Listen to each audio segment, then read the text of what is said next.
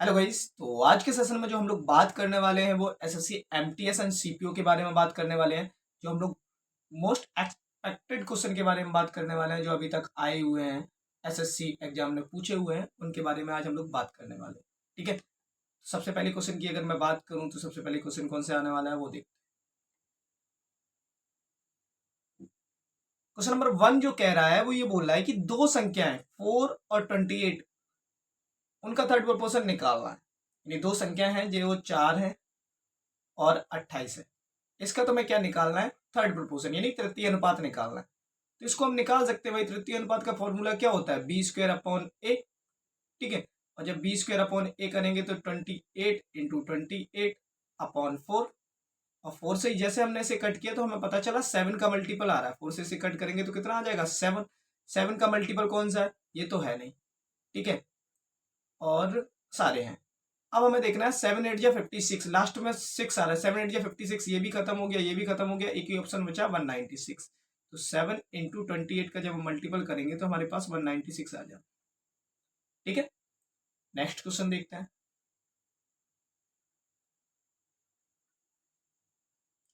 Next question है 4.8 और 10.8 के मध्य अनुपाती और 0.4 और 2.4 के तृतीय अनुपाती का अनुपात क्या होगा। लगाने की कोशिश करो भाई। वो ये कह रहा है कि जो 4.8 है और 10.8, इसका तो उसने क्या निकाला है, मध्य अनुपाती। मध्य अनुपाती कैसे निकाला जाता है, रूट में a इंटू बी करके ऐसे ही निकाला जाता है। तो 4.8 10.8 है, तो मध्य अनुपाती ऐसे निकालेंगे तो हमें पॉइंट रिमूव कर देना है, पॉइंट को भूल जाओ। अब हमें क्या करना है, देखो 12 × 4 होता है और 12 × 9 होता है, ये तो होता है 12 × 4 = 48 और 12 × 108। अब यहाँ से 12 बाहर निकल आया और यहाँ से निकल आया 2, यहाँ से निकल आया 3, यानी तुम्हारे पास 72 आ गया। अब दो संख्या के बाद पॉइंट था, एक ये, तो एक के बाद हम पीछे से पॉइंट लगा देंगे, यानी 7.2 आ गया तुम्हारे पास। ठीक है। अब इसका तृतीय अनुपात निकालना था। तृतीय अनुपात 0.4 एंड 2.4 का तृतीय अनुपात निकालना था। तृतीय अनुपात का फॉर्मूला क्या था, बी स्क्वायर अपॉन ए। बी स्क्वायर अपॉन ए यानी 2.4 इंटू 2.4 अपॉन 0.4, यही तो रहने वाला है। जब इससे इसको कट किया तो 6 आया। 6 × 4 = 24, 24 2 6 दूनी 12 13 14, यानी 14.4 आ गया। और यहाँ पे था 7.2, इनका रेशियो पूछा था तो कितना आ गया, 1:2 आंसर आ गया। ठीक है। नेक्स्ट क्वेश्चन, यदि 9 अंक वाली संख्या 7, 9 अंक वाली जो संख्या है वो तुम्हारे पास क्या है, 7 6 9 8 x 1 3 y, ये संख्या 72 से डिविजिबल है। किससे डिविजिबल है, 72 से डिविजिबल है। तो हमें ये पता करना है, ये संख्या जो है 72 से डिविजिबल है, हमें एक्स वाई की वैल्यू पता करनी है। उसके बाद जो हमारे पास निकालना है वो 4x + y निकालना है रूट में। तो 72 का डिविजिबिलिटी रूल तो हमें पता नहीं है, तो हम क्या करेंगे, तो हमें इसे ऐसी दो संख्याओं में तोड़ लेना है जो को प्राइम हो। जैसे मैंने 8 और 9 में से तोड़ लिया, तो 8 का जो डिविजिबिलिटी रूल होता है और 9 का डिविजिबिलिटी रूल होता है, उससे वो संख्या 72 से डिविजिबल होगी। जो 8 और 9 दोनों से होगी वो 72 से होगी। ठीक।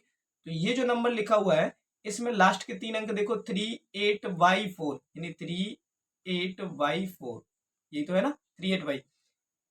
ये अगर 8 से डिविजिबल होगा तो ये नंबर पूरा 8 से डिविजिबल होगा। 8 से डिवाइड करेंगे तो हम जैसे ही इसे 8 से कट करेंगे तो 8 चौको 32, बचा हुआ है 6, यानी यहाँ पे अगर मैं 4 रखूं तो कंडीशन बन जाएगी। तो बाई की वैल्यू तो तुम्हारे पास कितनी आ गई, 4। बाई की वैल्यू कंफर्म होगी। 8 चौको 32, 6 और इधर 4 रखूंगा तो आ जाएगा। बाई की वैल्यू 4 आ गई। जब बाई की वैल्यू कंफर्म हो गई तो हमें अब यहाँ पे एक्स की वैल्यू को कंफर्म करनी है। देखो 639, ओके 639। 9 का डिविजिबिलिटी रूल क्या होता है कि इनका सबका सम अगर 9 से डिविजिबल हो तो 6 और 3 कितना हो गया, 9 हो गया। 9 एक कट गया, बचा हुआ है 8, 8 और 1 9 हो गया। अब बचा हुआ है तुम्हारे पास 8 और 7, 7 7 14 और 15। 15 में हम कितना जोड़े, 15 + 4 यानी 19 बचा हुआ है। 19 में हम कितना जोड़े तो मेरे पास x जिससे वो 9 से डिविजिबल हो जाए, 19 + x बचा हुआ ना, तो 19 में हम कितना जोड़ेंगे, 19 में अगर मैं 8 जोड़ूं तो ये 27 हो जाएगा। हो जाएगा कि नहीं हो जाएगा? जब 19 में 8 जोड़ूंगा तो 27 हो जाना है, और जब ये 27 हो जाएगा तो तुम्हारे पास ये 9 से डिविजिबल हो जाएगा, तो यानी x की वैल्यू कितनी आ गई? 8। x की वैल्यू 8 आ गई तो 4x प्लस y की वैल्यू निकालनी है, तो 4x की वैल्यू हो जाएगी 32, ठीक है, प्लस 4, और रूट में पूछा गया है। जब निकाला तो ये 36 आ गया, 36 आ गया, जब इसे बाहर निकालेंगे तो 6 आ गया, ठीक है, तो इसका आंसर हो गया 6। क्वेश्चन नंबर 4 की बात करते हैं। अगर आप इस चैनल पर पहली बार आए हैं तो चैनल को सब्सक्राइब कर लें, ऐसे ही डेली प्रैक्टिस कराऊंगा मैं मैथ के जितने मोस्ट एक्सपेक्टेड क्वेश्चन है एसएससी एमटीएस सीपीओ किसी भी एग्जाम के लिए, बहुत मोस्ट इंपोर्टेंट क्वेश्चन रहने वाले हैं।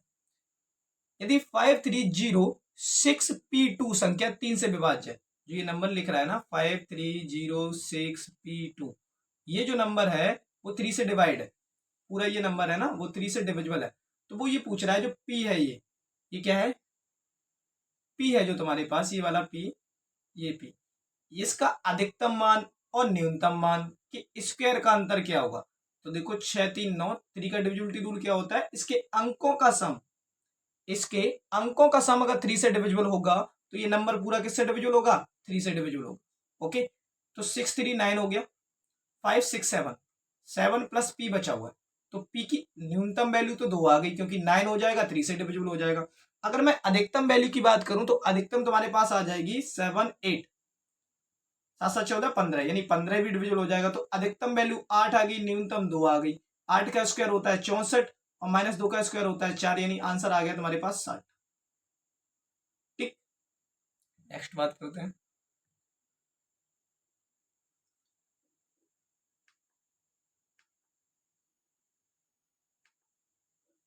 क्वेश्चन नंबर 4, क्वेश्चन नंबर 4, इसे सॉल्व करने की कोशिश करो थोड़ी सी।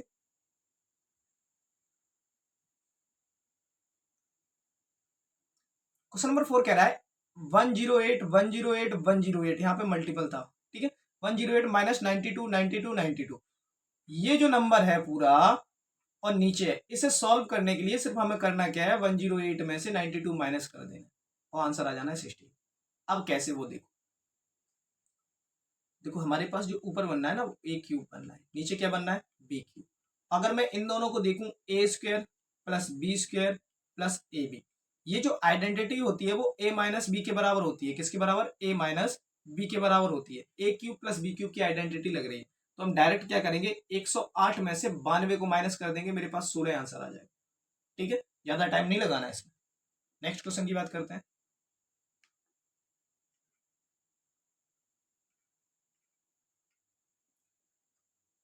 बात करते हैं वो ये कह रहा है कि साधारण ब्याज की एक निश्चित दर पर एक राशि 3 साल में 14,880 रुपए और 5 साल में 16,800 रुपए हो जाती है, तो उसी राशि पर 4 वर्ष के लिए 10% प्रति वर्ष की दर से साधारण ब्याज ज्ञात कीजिए।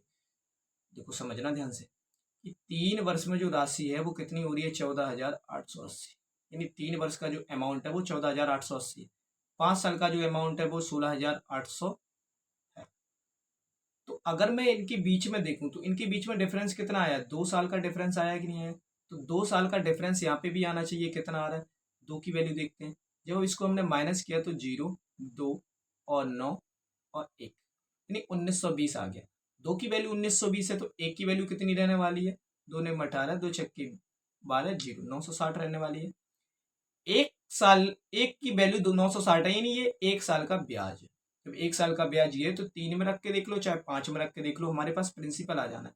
जब हमने 3 में रखा तो 3 साल का ब्याज कितना हो जाएगा? 0 तीस 18, 3 27 28, 2880 हो जाना। जब 2880 हो गया तो हम पेन का थोड़ा सा कलर चेंज कर लें भाई।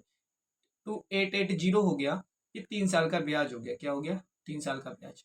3 साल का अमाउंट जो था वो ये था, तो 3 साल का जो अमाउंट था वो तुम्हारे पास 14,880 था, ब्याज ये था, तो प्रिंसिपल कितना हो जाएगा? 0 0 0 2 1, भाई 0 0 0 तो 1, 12,000 हो गया। यहाँ तक कोई प्रॉब्लम नहीं। इसको थोड़ा सा रफ करते हैं हम लोग, फिर आगे देखेंगे इसका क्वेश्चन। प्रिंसिपल हमारे पास निकल आया, कितना प्रिंसिपल निकल आया है? प्रिंसिपल निकल आया है मेरे पास 12,000। जब प्रिंसिपल 12,000 निकल आया है, प्रिंसिपल मेरे पास आ गया कितना? 12,000। ठीक है, रेट है तुम्हारे पास 10% और टाइम है तुम्हारे पास 4 ईयर। यहाँ तक कोई प्रॉब्लम नहीं। तो ऐसा ही इक्वल टू क्या होता है, PRT/100 होता है। हमें फॉर्मूला लगा देना है। जब हम इसको फॉर्मूला लगाएंगे तो इसको भी थोड़ा रफ कर दे रहे हैं भाई, फॉर्मूला लगा दे रहे हैं। क्या देखो, 12,000 इंटू 10 इंटू 4/4/100। जब इसको कट किया तो 12 × 4 = 48, 48 एक ही ऑप्शन था, यही आंसर। ठीक है, नेक्स्ट क्वेश्चन देखते हैं हम लोग।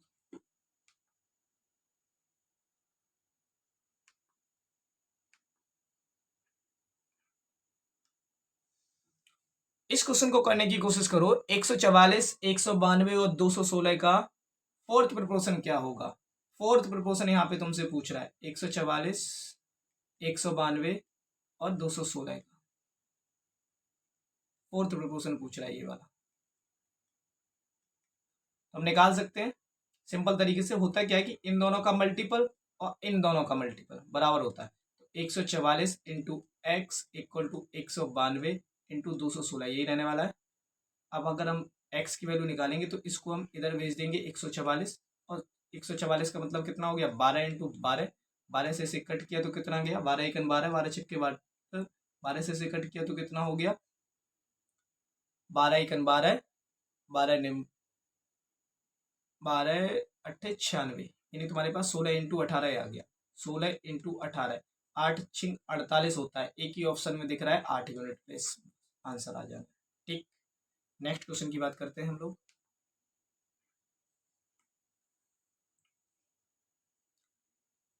ये क्वेश्चन कह रहा है the difference between the cost price and selling price is 1254, 12.54। ये डिफरेंस किसका है, cost price minus selling price. बस यहां से ही आंसर निकल आना है। इतनी चीज अगर समझ गए तो आंसर आ गया इसका भाई। Cost price minus selling price की वैल्यू है 12.54 है। अगर मैं लॉस निकालूं तो लॉस का ही तो है CP माइनस SP का फॉर्मूला, तो लॉस तुम्हारे पास इनडायरेक्टली उसने दे रखा है 12 माइनस 54, और यही हानि परसेंट है, यानी 33% की जो वैल्यू थी तुम्हारे पास वो थी 12.54। ठीक है, तो मैं निकालना क्या था, 100% निकालना था। ठीक, जब 100% निकालना था तो हमें क्या करना है, इसे कट कर लेना। 100% निकालना कि निकालना, हमें पहले 1% निकालना, तो हमने कट किया 3 से 11। इसे जब कट किया तो कितना आ गया तुम्हारे पास, 3 चौको 12 और 3 एकम 3, 3 8 24। एक 11 की वैल्यू ये आ गई। जब इसे 11 से कट किया तो आगे वैल्यू 3388, यानी 0.38 आ गई। एक की वैल्यू जो आ गई वो 38 आ गई। 100 की वैल्यू निकालनी है, 100 का मल्टीपल करेंगे तो 38 आंसर आ जाना। ठीक, नेक्स्ट क्वेश्चन देखते हैं।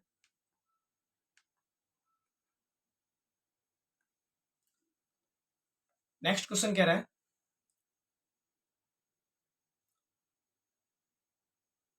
एक टंकी में 2 पानी के नल हैं जो खाली टंकी को क्रमशः 12-18 घंटे में भर सकते हैं। ऐसा देखा गया है कि टैंक के तल पर एक रिसाव बिंदु है जो 36 घंटे में पूरी तरह से भरे हुए टैंक को खाली कर सकता है।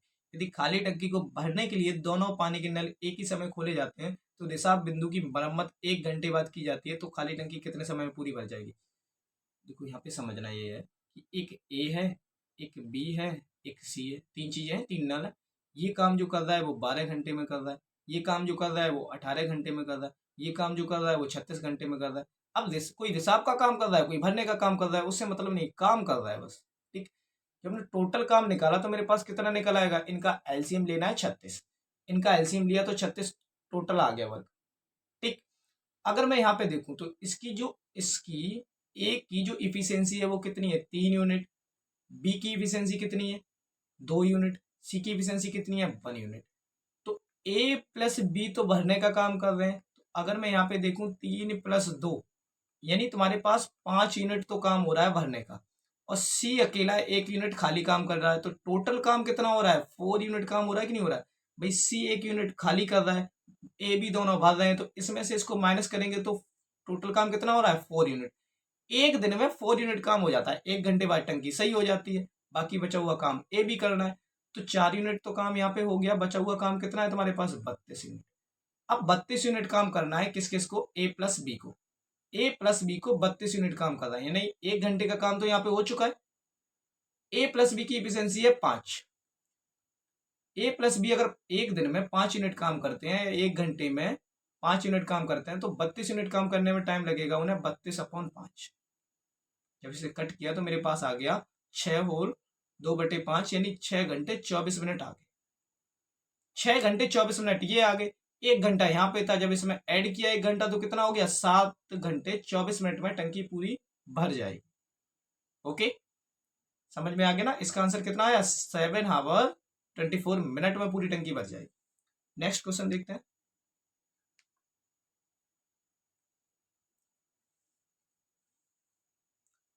नेक्स्ट क्वेश्चन कह रहा है 72 किलोमीटर पर आवर की चाल से चलती रेलगाड़ी किसी खंबे को 128, ये यहाँ पे थोड़ा सा मिस्टेक है, 128 नहीं है, क्वेश्चन में देखो 12 सेकंड गिवन है इंग्लिश वाले में, ठीक, 12 सेकंड गिवन है। How much time will we take cross bridge 360 metre long, ठीक, 72 किलोमीटर पर आवर की स्पीड से चल रही है, तो यहाँ पे तुम्हारे पास टाइम सेकंड में दिया, तो इसे भी सेकंड में बना लेंगे, इंटू 5/18,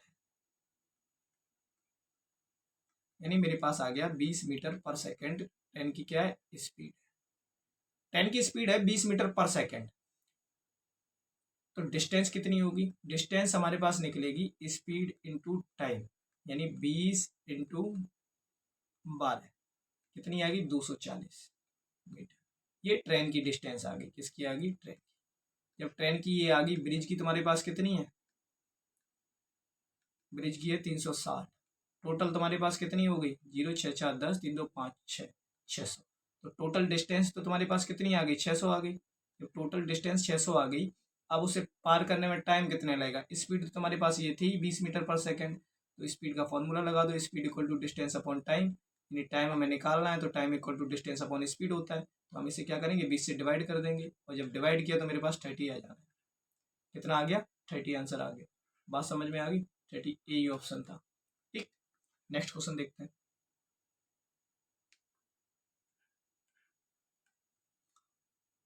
नेक्स्ट क्वेश्चन क्या कह रहा है, एक वस्तु को 524 रुपए में बेचने पर हुआ लाभ उसे 452 में बेचने पर हुई हानि के समान है, वस्तु का लागत मूल्य क्या होगा।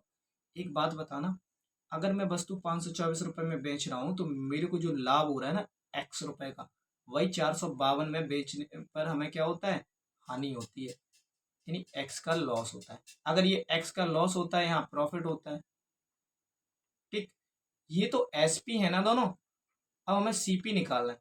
तो एक बात बताना, SP में अगर प्रॉफिट होगा तो CP कैसे निकलेगा, 524 माइनस एक्स, ऐसे ही तो निकलेगा। और जब SP में लॉस होगा तो इसको जोड़ के हमारे पास CP निकलेगा, 452 प्लस एक्स। ये दोनों कंडीशन बराबर है, हमें x की वैल्यू फाइंड करनी है।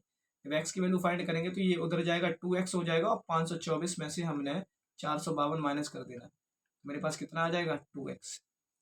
देखो यहाँ पे 4 में से 2 गया 2, 12 में से 5 गया, तुम्हारे पास कितना बचेगा, 12 में से 5 गया यानी तुम्हारे पास 7 बचेगा, और 72, यानी 2x की वैल्यू 72 है।